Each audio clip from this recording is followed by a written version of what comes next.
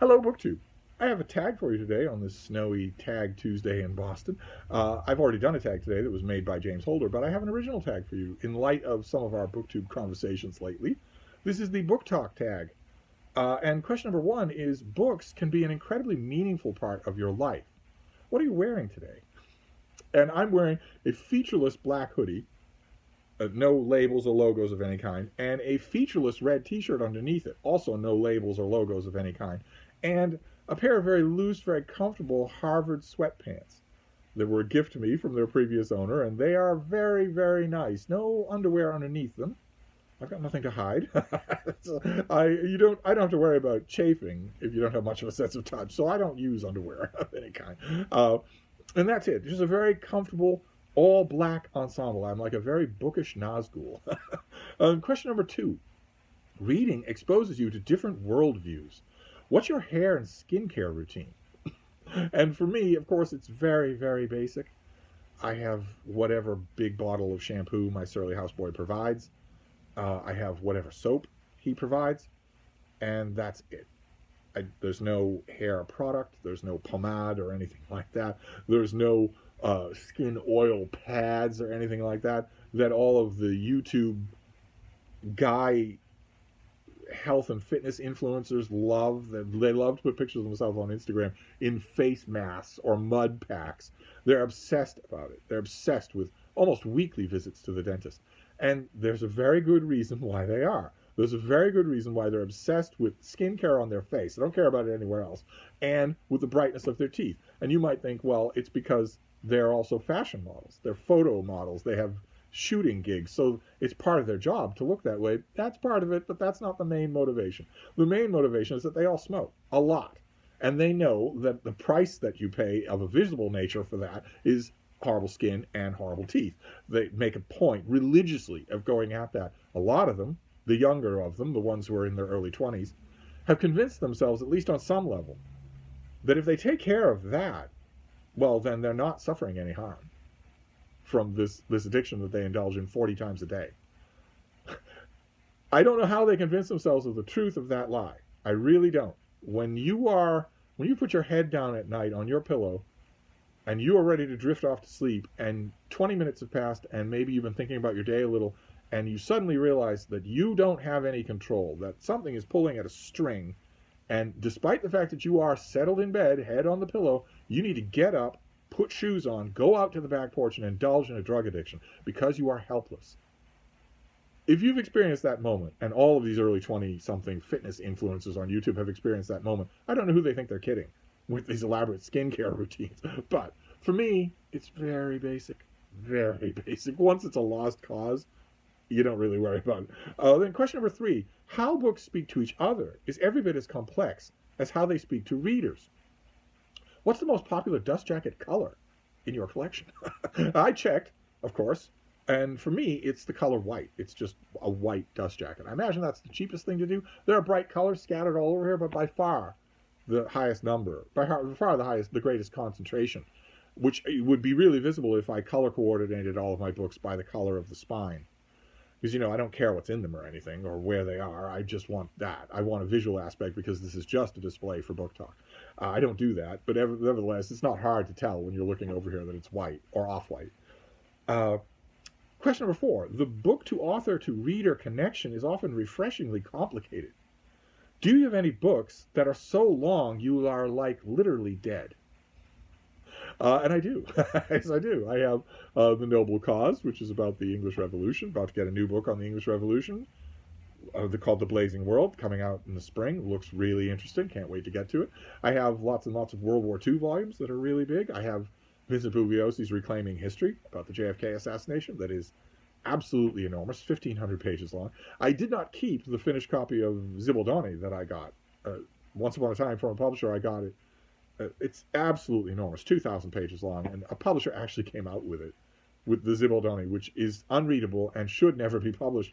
And I wrote a long, funny review of it, and I had that book for a while. I think the Brattle was very happy to get it. They had a collector. I don't think it ever went onto the shelves of the store. Question number five. In strange and silent ways, books can help us to understand ourselves better. Do you have any books written by, like, celebrities?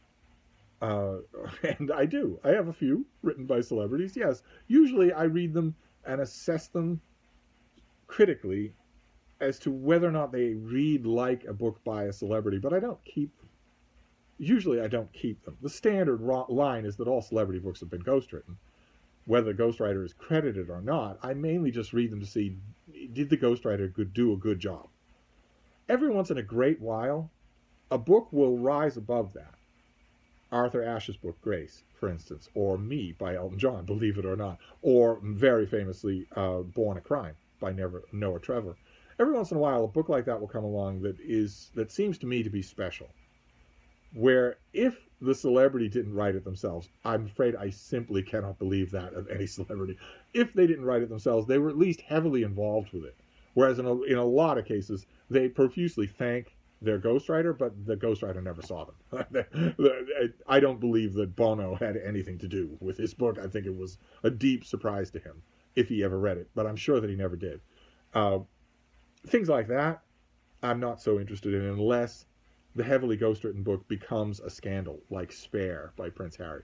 But otherwise, I get them, I read them, I assess where they fall on that spectrum of personal responsibility, maybe even readability, but I don't keep them. I get rid of them. I think the only one that I've actually ever kept is Kitchen Confidential by Anthony Bourdain. Then, question number 6. The bookish identity can often serve as an odd badge of honor. If you've ever actually looked inside a book, have you ever found anything in them that was like literally gross? And I have. Yes, I get a lot of used books. I get a lot of new books. I read a lot of new books, far the greater majority. But I've held millions of used books in my hands over my lifetime. And when that's true, you find everything in them. Absolutely everything.